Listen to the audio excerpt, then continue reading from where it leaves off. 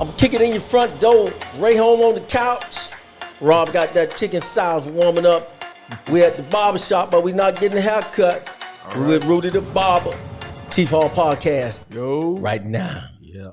Cut Barbershop. Appointments and walk-ins are welcome. Open 7 days a week. Take advantage of the special promotion we have going on. $25 haircuts from Monday through Wednesday. Yep, you heard right. $25 haircuts. Location, you can find us at 18405 Miramar Parkway. I'll also give you the Instagram. The Instagram is bigcuts_Miramar.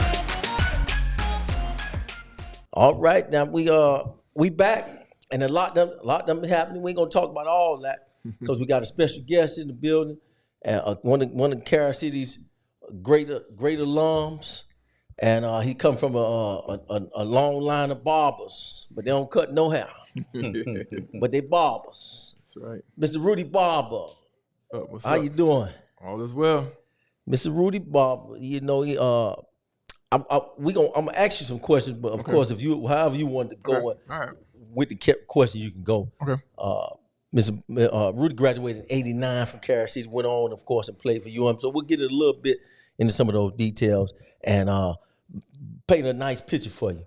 I always wanted to know that, did you guys play Pee Wee football? Yeah. All- We play people. Yeah. Okay, all y'all. Yeah. All right, and what Optimus branch? What branch? Scott Lake Scott Lane. Vikings. Scott Lane.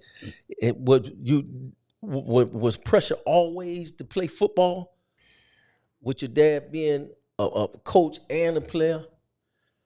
I would say when we were younger, like it was kind of like just fun, you know. And you know, since it's in you, you want to do it. But then I guess the thing was because we were like bigger than our classmates. So not necessarily like fat, but just like bigger and tall. Yeah. So we had to play up. So let's say, you know, instead of me playing with 9 and 10 year olds, I had to play with 12 and 13 year olds. Yeah. So when I had to play, you know, older guys, it was like, man, I can't play with these cats like that. And so when we played with the older guys, it was, you know, it was different. And so it was difficult. And so, you know, everybody knew who my dad was. And so they was expecting, you know, okay, you know, that their coaches would even literally say, oh man, you sorry, man, you nothing like your daddy, da da da da da da da da da. But I didn't let that, you know, get to me. But what I actually let it do, what it did do is encourage me to come back next year, because they actually they do it now, but back then they used to cut.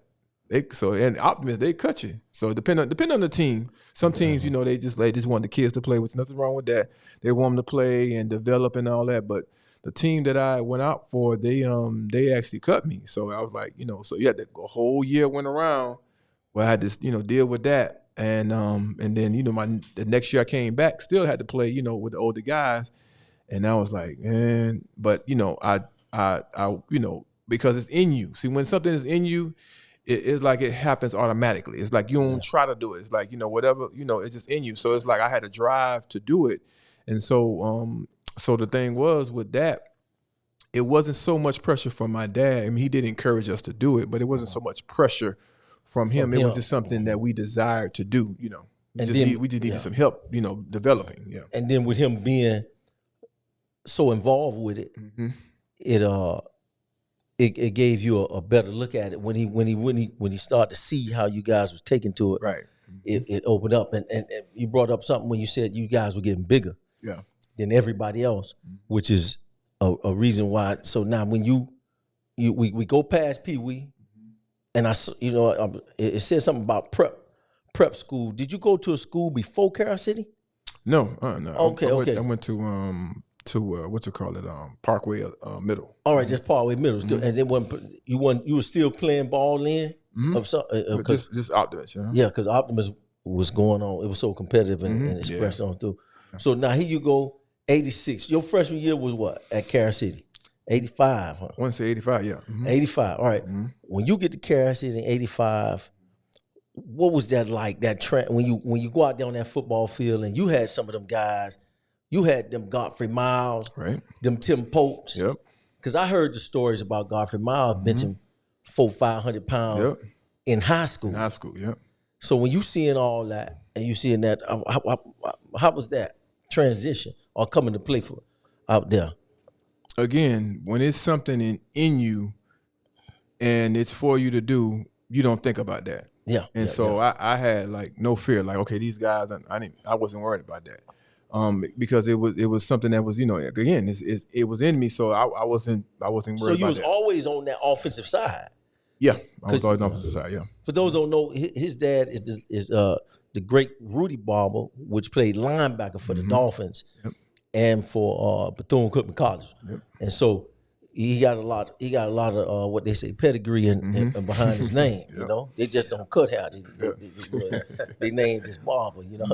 So you get to Kansas City, and so you start, and Coach Frazier is at Kansas City. Mm-hmm. He was always like that. As far as that disciplinary, he was always like that when you first met him. Give me a little bit. When you first met Coach Frazier and you're going out for the football team, what was that like going out?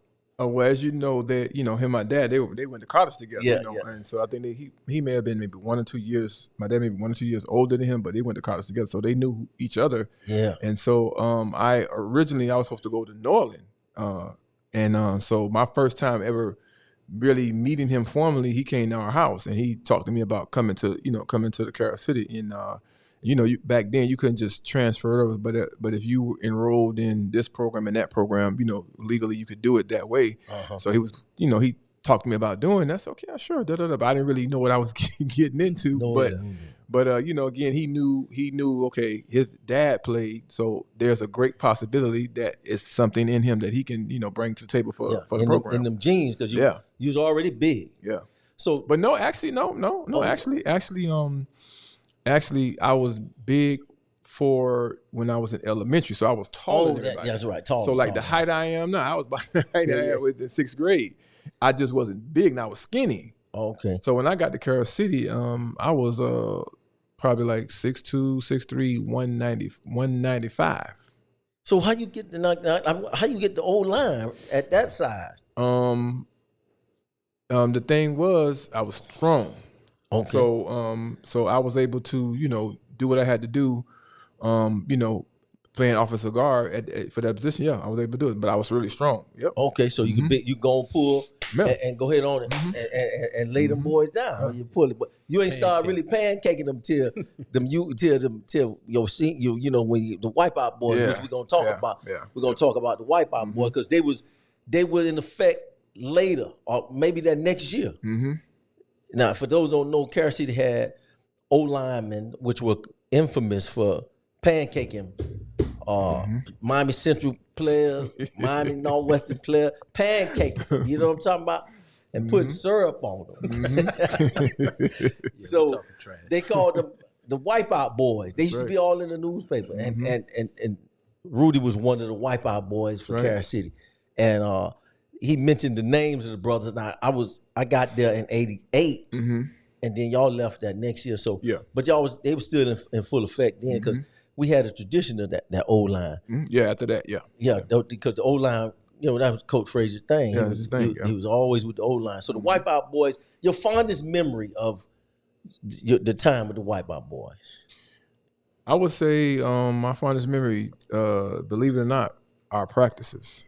Man, those are brutal practices, but the just the rivalry that we had amongst each other, the defensive players and offensive players. I mean, that was I'll never forget that. No matter what, it doesn't compare to the levels I went to with football. In those rivalries that we had, we would actually literally talk about what we were going to do to the defense and during lunch, and it was just go back and forth talking. Them Chief Pride drills. I heard about them. Man. I heard about them Chief Pride. Brutal. Now, so I wonder, say that. What you say, Rob? Talk about that. The Chief Pride drill. The Chief Pride drill. Yeah. So this, Chief Pride drill it's a drill that we do, just one-on-one. It could be either a defensive lineman against an offensive lineman or offensive lineman against a linebacker. So it was just like, hey, When Coach Frazier blow the whistle, just boom, you go at it. Whoever drive one back win, and the other one to lose. Yeah. Oh, so that's what they. That's and what it was. that was developing y'all though. You know, they had tough practices. That's why the games was like that. That's why they did the Rockets like that back in them days. You know, that's why they did them like that. Yeah, really did them bad. I remember that time we did them. Yeah. We did the Rockets dirty. and yeah. Now, Coach Frazier is one of our future guests. So I'm just going. What does Coach Frazier mean to you? I want to say he means a lot to me for us instilling certain ideologies about how to play, and you know, because there are different ways you can play, and you know, in the University of Miami, the way we played was not the way Coach Frazier would have allowed us to play. His thing was do your talking with your actions. You know, University of Miami was all, you know, we hit and talk, but I thank God for that understanding of you don't have to do all that talking. You just do what you got, especially as offensive lineman. You can't, man, you keep doing all that doggone talking and all those mixes and twisters and defensive blitzes and changing the plays. So I thank God for, you know, just having that understanding. You got to do all that talking. Nothing, you know, that was our style, but that discipline for us understanding that, you know, make sure you're taking the weight room serious and your conditioning serious, because that's going to give you the edge. And so that's how we had the edge over most of our opponents. We were stronger. We were more conditioned. And so, you know, that was the foundation right there, you know, making sure that you were in condition and instilling those, you know, morals and principles about being on time and making sure you be respectful to your teachers and you know, he even you know, said a lot of things about if you were not the smartest person in the class, making sure you sit up front and don't give the teacher any trouble, and, you know, ask questions, do your best, and, you know, chances are teacher will, you know, help you out best they can. I even have that works in college. You know, same thing. Yeah. To that point, I remember when I went to a practice and Coach Frazier had them huddled up, and I said, "Let me go over here and see what Coach Frazier was talking." So I went and looked in through the thing, and Coach Frazier said something, and the young man said, yelled out something, and then Coach Frazier said, "Son, they don't know you're stupid unless you open your mouth." That's right. And I remember we say that. Yeah, and I said, "Okay, that's I can use that. I can use that. Yeah." So, and now the best story. I know it's a lot of them. We'll talk about some more in post.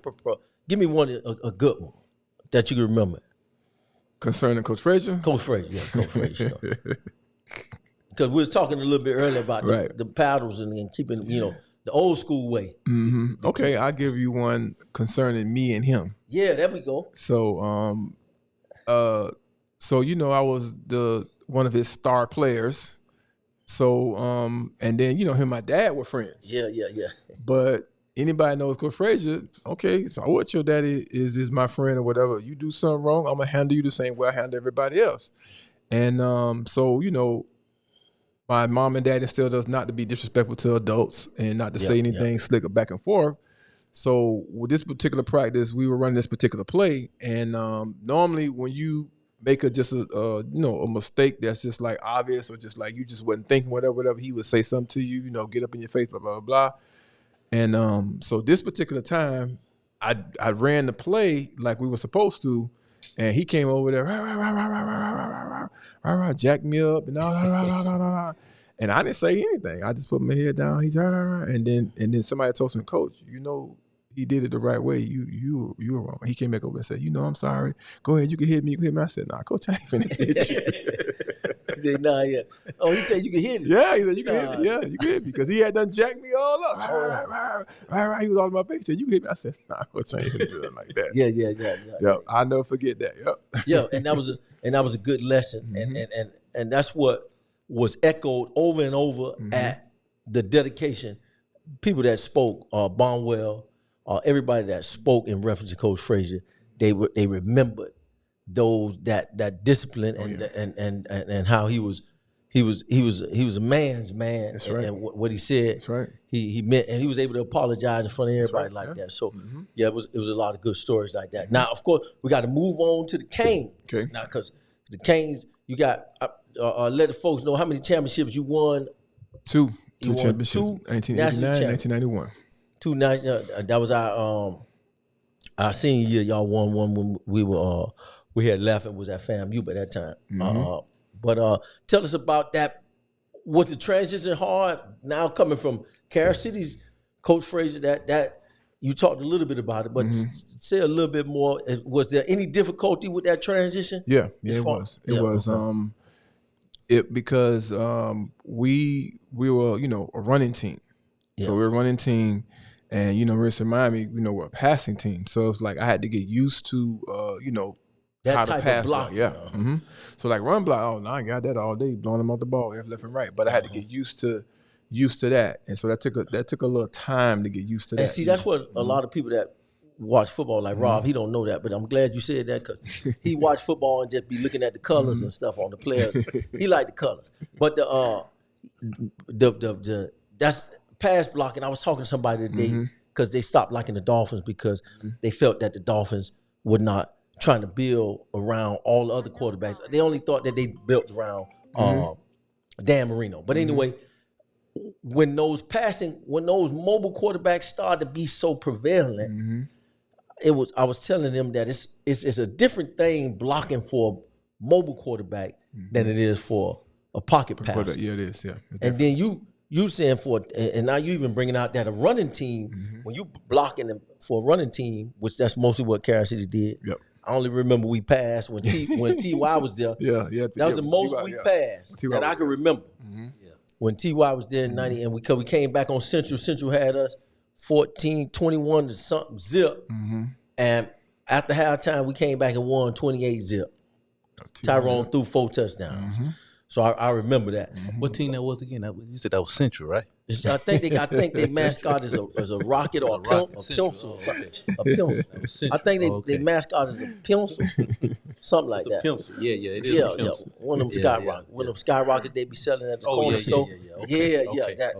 But anyway, go ahead. So when you brought that, it was good you brought that out about that pass blocking. Yeah, it's different. Yeah, and you had to learn that because you move more. You got what's the biggest difference? It was more so of learning position in your body and how to use your hands the right way versus you just run block. You just where the play going, so you just push everybody out the way. Yeah, and you do a little more holding on pass block. Well, you more not holding right. Like. Well, I prided myself in not doing that, because so you get them penalties. But I tried my best not to do that. Yeah, because a lot of offensive linemen do, and they get away with it. But I know not good. Yeah. If you're inspiring to go further, that's not a good idea to practice. To start the habit. Them bad habits. They had them bad habits of doing that. Now, I was when you think about that now. Those national championships. Let's pull up some of them pictures of Rudy when he was doing this thing. See if that brought out any memories there. That picture when he was blocking old boy from Florida State. Okay, that's one of them pictures there. See, that's the low one there, boy. Yeah, you getting down in there, Rudy. Yeah. I remember that. Yeah. So give me another one now, man. Give me another. Yeah, there it is. I remember that too. Yep. Yeah. That picture with the suit on now, what you remember what that was? Yeah, that was in front of the Carol City. That's front of high school. Oh, that was your senior picture? No. What that one there? No, that was with the suit on. Suit. That was just my sophomore year at University of Miami. You had to take the media guy picture. Yeah. Oh, that's the media. Oh, that's right. That's for the media guy. Yeah. And they go them barbers can't cut no hair, but that them barbers. I thought your brother did cut hair though, didn't he? Nah, he never cut. Oh, he never cut no hair. Okay. Yeah, I tried calling him, by the way, man. He did. He didn't answer. Nah, and he graduated with us, running back, linebacker. Put the pictures back up there for me. My man, not down. Yeah. Rudy graduated with us. Coach was coaching out there, and then they go. Kentroy graduated with us. Rudy was a little bit before us. Now that you know who that linebacker is there. That you blocked, you bought the pancake. No, that's I remember that's John Nance. Yeah. He played D-line. That's John Nance. I remember John Nance. Florida State. Boy, y'all had some battles with Florida State. Oh, yeah. Lord have mercy. Yeah, big battles. Yep. Big battles. All right, that's all the pictures I had up there. Oh, I got a couple more of them.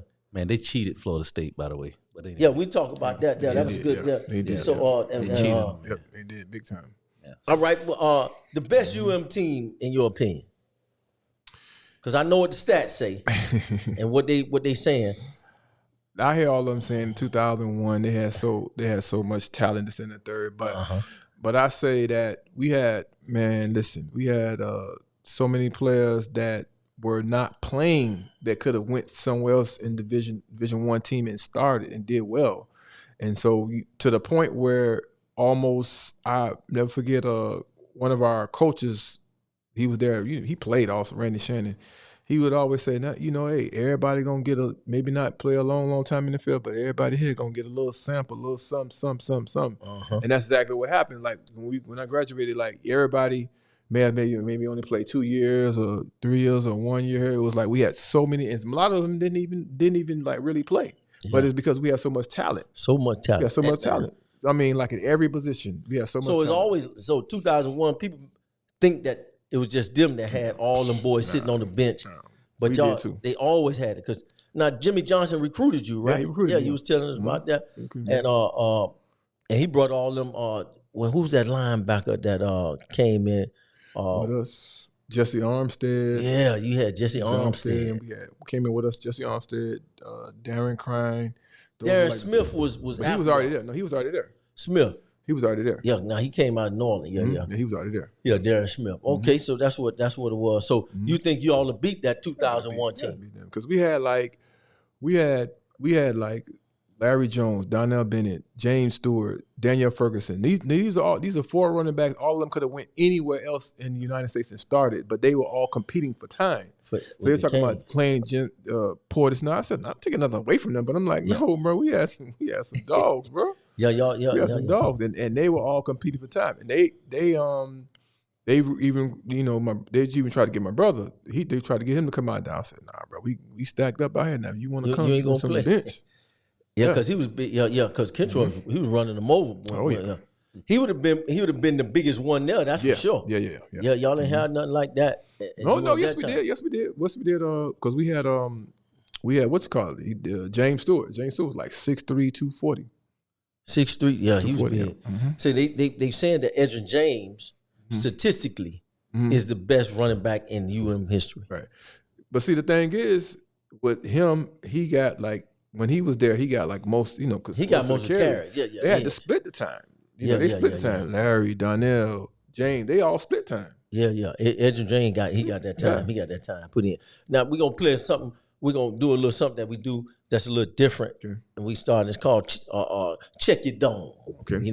So I'm gonna throw something at you. Okay. A name or whatever, and then you just take your time. You ain't got to say the first thing. Okay. Come on, man. You don't got to say root beer. You don't got to do that. So I just picked Jimmy Johnson, legendary coach of all time. Legendary. Go down in history. Yeah, he gonna go down for sure for the University of Miami and the Dallas Cowboys. That's right. Nick Saban. Legendary coach, go down in history for winning the most championships at this time. Yeah. It may probably nobody else maybe ever come close to that. Would you have liked to play for Coach Saban? Nah, I would loved to play for Coach Johnson, but yeah, that's what I wanted to play for y'all. Yeah, because he was the one recruited y'all. Then he got that job with the Cowboys. Yeah. Ray Lewis, the motor never stopped. Still running. Yeah. Mm-hmm. He would never stop. Yeah, never stop. All right, and Warren Sapp.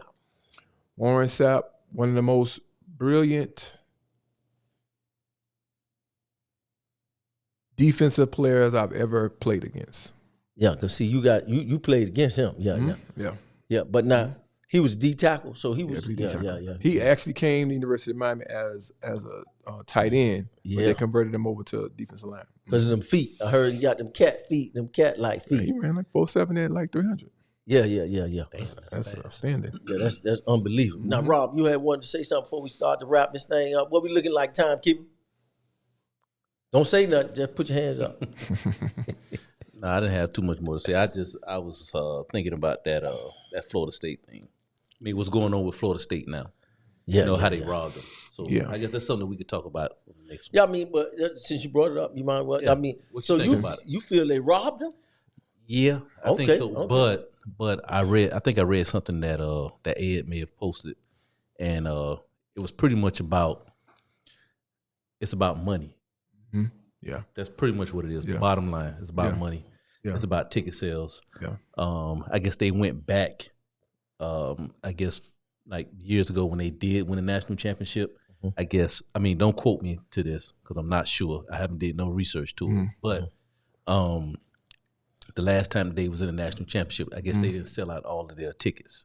Oh. So I don't know. As far as following. Yeah, as far as the following. Travel. So I guess they're making it a whole money thing, instead of the talent. I mean, you went 12-0, and now you not. I think 13-0, wasn't it? 13 or whatever, well, undefeated, right? Yeah. And you not playing the national championship, Yeah. So I don't think they was robbed. But what you think, Rudy? You don't think they was robbed? Okay. No. I think that they were, but what they're basing on is this, which is not fair, and I wouldn't have done it because it's not fair because they did what they needed to do. If their mindset is this: their quarterback is out, and this not gonna be no good game because the TCU game that was like that was ridiculous. And that LSU and that Louisville game the night. That Louisville game, the committee watched the game. Yeah. Oh, yeah. Yeah. So the thing is like, okay, we don't want that to happen again. So if the quarterback wasn't hurt, I believe they would have let him do it. Now I know they wanted Alabama because of the money and all that, but I believe that their mind was this: if we put this product on the field, we're not gonna make any money. But if we put Alabama, Coach Saban, this and that, the third, they beat Georgia, this gonna sell more. But the Florida State game wasn't gonna be a good seller because of the quarterback that got hurt. So now they're playing with the second and third string. Now third string. Third string. I'm just like, they earned the right to be there. So if they get beat down, let them go and get beat down. But they robbed them. Yeah, they robbed them. It's a money thing, like you said. It's a money thing. That's what I think. Yeah. I just think that it was going to be a hard game to watch with Florida State. Yeah, it would have been. Because I saw that Louisville game, and I'm around all these Florida State fans because the SWAC championship was the game previous. And so the sports bar had all the games up. So we sitting there watching FAMU won. So we sitting there watching that, and it was a hard game to watch because neither team. Yeah, I saw it. I saw it. I watched the whole thing. Yeah. Neither team can move the ball. So now, this is the thing with the system. They got 5 power conferences and they only got 4 spots for a playoff. From its inception, they knew one of the Power 5 was going to always be left out because they only got 4 spots. So somebody, no matter what, when they won their conference, somebody was going to still get left out from its inception. So they knew what they were setting up. So I mean, those other teams starting to show a lot better, but they that TCU beatdown was ridiculous, and they felt they picked wrong. So it's gonna be interesting how it unfolds because Michigan, I think, is tough. They're gonna give Alabama a decent game, but that other game is probably that Texas game. I think that's gonna be real interesting. They may be trying to set it up for that. Who they playing? Texas playing? Who they playing? They playing. Texas playing Washington. Okay. Washington. All of these teams have a decent defense too. That's one thing. They all have a decent defense. Florida State, and they all have good offenses.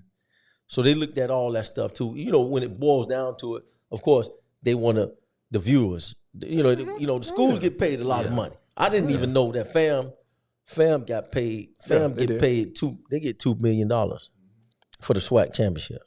Oh wow! To win that, I didn't know it. So if FAM get $2 million, you know what all other teams doing that's participating in the bowl in a playoff, they get big money. They get big money. But I don't say they was robbed because they in the system. They bought into the system already. Yeah, they already know what the game is. It's left up to them. So you just gotta play your best at all times, and then your fate. Yeah, your fate is gonna be up to when they make those decisions. But Florida State, for sure, if that quarterback wouldn't have went down, they were gonna be a different team. For sure. He was playing real good. Let me just say this. Well, I'm just gonna give a shout out. You know, I'm a diehard Hurricane fan, but I'm just gonna give a shout out to Bethune. You know, that's Mr. Bethune. That was my daughter's principal. Well, yeah, his son. Greg Bethune. Greg Bethune. Yeah, Okay. Greg. Yeah, He went to Charles Drew with us. Yeah. Bethune? He went to Charles Drew with us. Oh, okay. Yeah, his son is that one of the linebackers. He actually had a really good game. That is his name, Bethune. Yeah. I was wondering. Okay. Yeah. That's his son. That's his son. That's his son. Yeah. He gave a look. He gave a good talk. So Daddy's still alive. Yeah, Bethune talking about you talking about the son that's playing football that played for FSU, right? No. Okay, the son that's playing, that's the Bethune. He was a coach around when we were in high school. His daddy. No, I know. Bethune. We know That's Greg around our Bethune. age. Greg Bethune. He's around our age. I think he went to the West. I know you're talking about, but I think it's his daddy. His daddy. Oh, okay. Well, You're not sure? Okay, all right. Okay, you knew his dad. Yeah. Oh, He was my coach at Scott. okay. He's the one who was calling me sorry. Oh, okay. Well, you know what? I'm gonna try and we're gonna try and get Bethune on this podcast too. I'm gonna try that. Cool. I think I think we can. Yeah. Okay. A couple of calls. Yeah. So we'll get him on. Cool. We need you, Bethune. as we get ready for what's going on, fam, the Celebration Bowl, which the MEAC has been winning for the longest. I think the SWAC only won once, and that's surprising because the SWAC has always been the dominant. So we got that coming up. We got these bowl games. We got a lot of stuff coming up for us to enjoy, and we really appreciate you coming out, Rudy. No problem, man. Anytime we call, we'll come, and it'll probably be good when Coach Frazier come. We have.